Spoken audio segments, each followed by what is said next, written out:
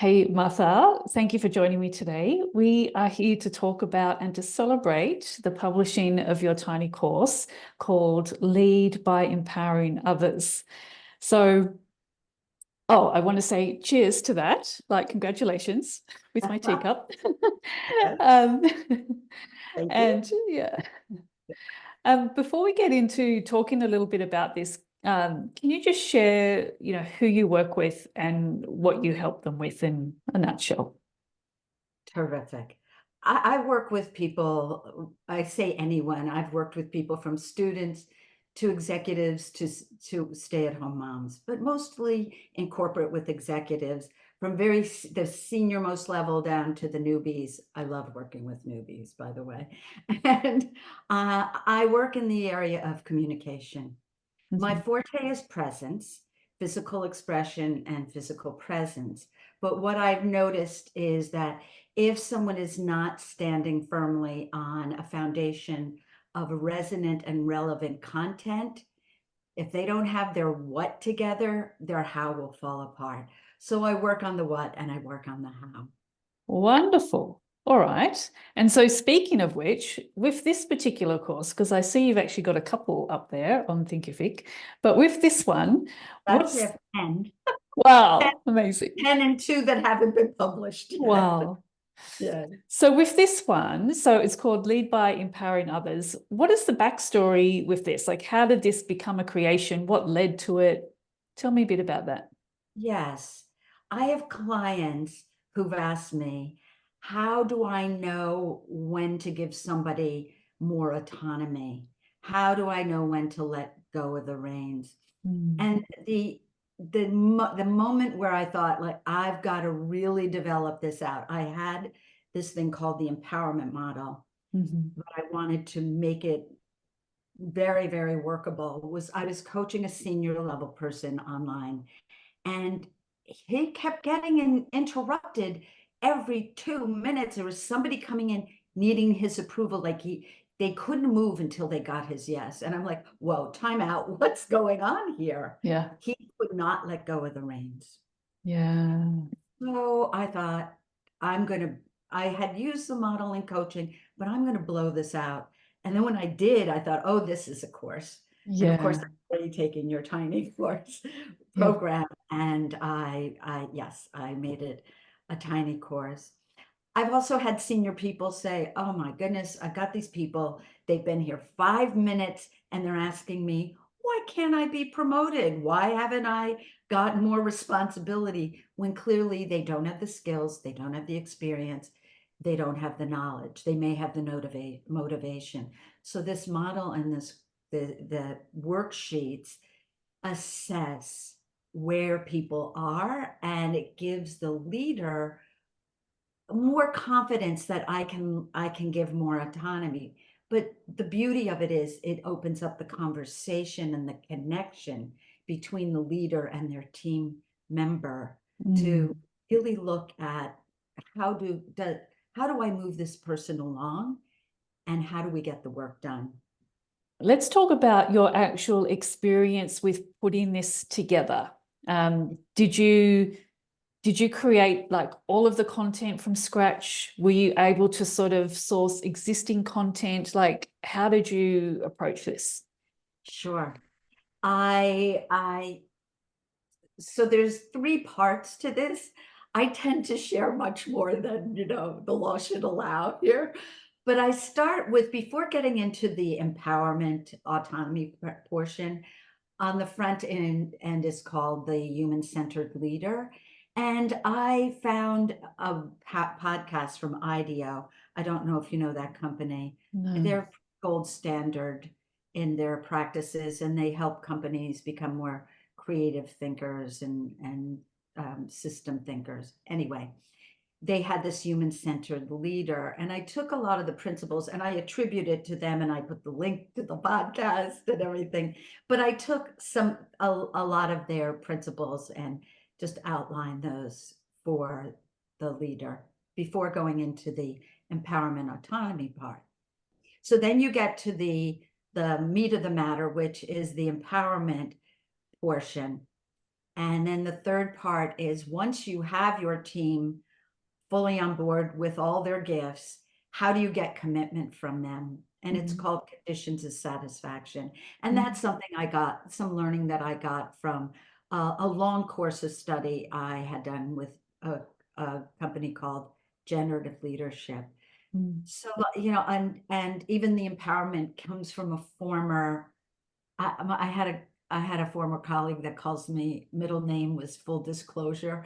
I am incapable of not telling the truth. So Right. it's like Yeah. I attribute everybody, but my old company had this model, but it just stood on its own. I blew it out into the worksheets and made gave great examples.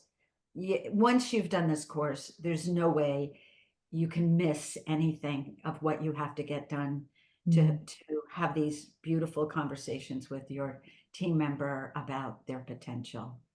But the beauty of the tiny course that I took from you is I tend to get so enthusiastic and excited by this, and then I know it has to have structure. So Yep. I used your structure, which was a blessing. There's nothing tiny about this tiny course, Yeah. but How long do you think it takes, like, to watch time to get through? I would say if you're watching it without doing the Yeah. actual worksheets and everything, I don't think it's more than an hour. I have to look at it. Yeah. I mean, even if it's I even if it's say 2 hours watch time, I think that's right. still pretty tiny, you know. Yeah. Yeah. Um, and it's if there's implementation, that's great. I mean, that's where people need to be spending their time. What I found frustrating as a student is the watch time. And the lessons that just go on and like they're just waffly and they're. So even if you've got it under 2 hours, I think that's good. That's an achievement. Yes. I just Yeah. had a coaching client that I did a lot of the principles through the pre-records rather than doing it in the coaching session.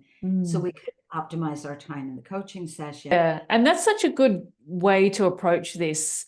One of the ways is to go, well, what pre-knowledge do I want people to have? Or like, what am I even a little bit over talking it through one by one by one by one? And, can I give people this and they can watch it? And then we're making much better utilization of our time together by actually talking things through rather than, teaching, So, yeah. This course is a self-study, and I have a few self-studies.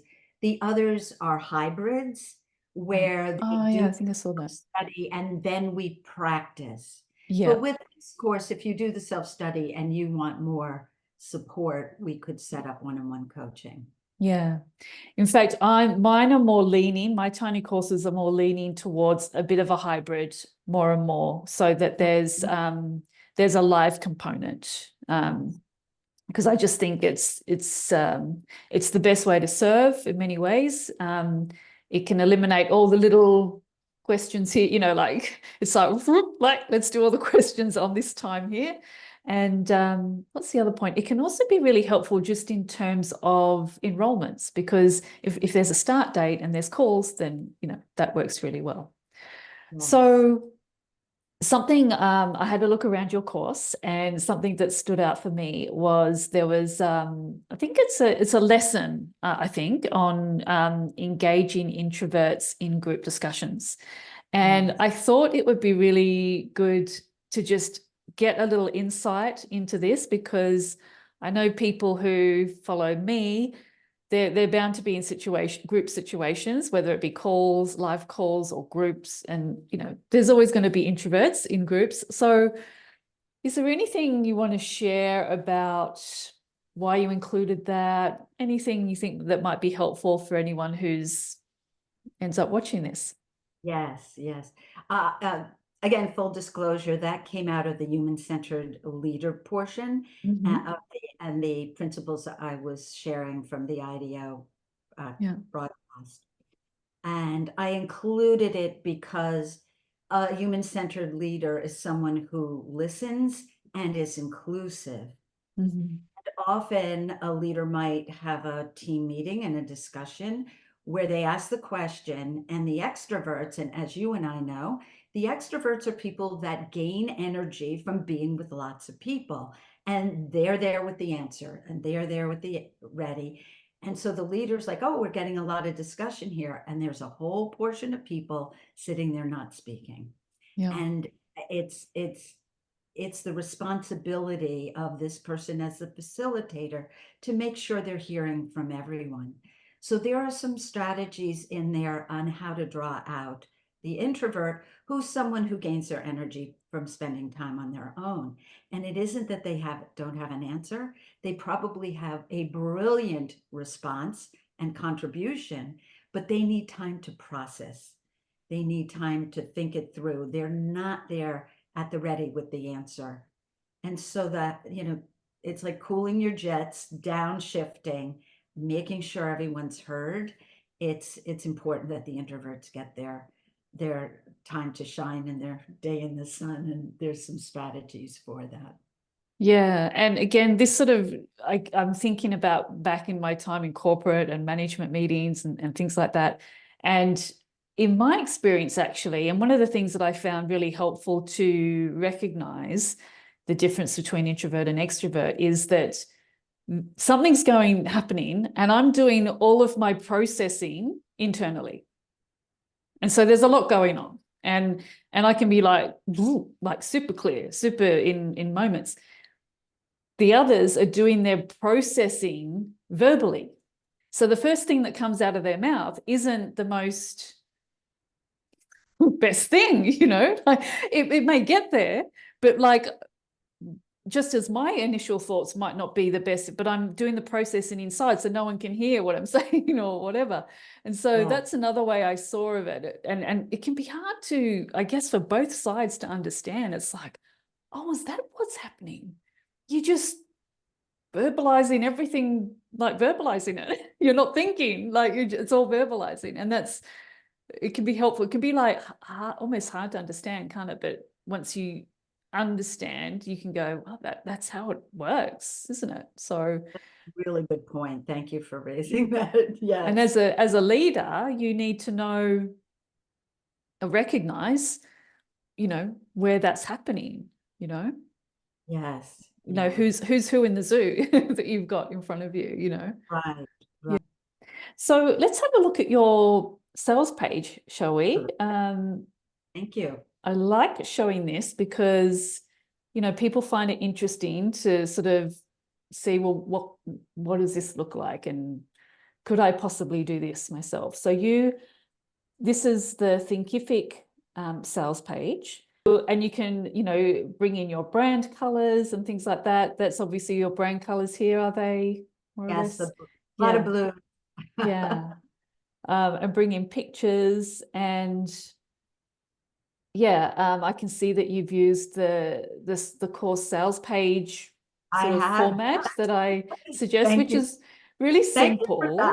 Yeah, I mean, I really dislike these, long-winded sales pages, and so it feels good to not be creating those, but at the same time understanding that a lot of those sales pages, they're designed for cold audiences. Right. And my perspective and approach is that whoever's coming to my site to see that, they're actually not cold just because of the way my marketing works. They've already they've already got to know me by some other means. So that I'm talking to a warm audience, which means I can get more kind of to the point, and there doesn't have to be loads of convince. So yeah. All right. Well, that is a wrap for us, Martha. Thanks for having this conversation with me. Congratulations again on this and the suite of tiny courses that you're now creating. Yes. And, I want to say that it was so helpful. There was an old Singer sewing machine commercial that said, if I can sew, you can sew. So I'm telling everybody, if I can sew, you can sew. Yeah. Here. And I want to mention that for the next, I guess, month and a half on my Instagram page, which is Presence Impact Lead, I'll be talking extensively about Lead by Empowering Others. Excellent. All right. Well, I'll be sure to add a link to your Instagram as well under this video. I so appreciate it. Thanks. Yeah, Thanks you're for your. welcome. Yep, it was great to see you again, Danny. Thanks so much. Bye for now.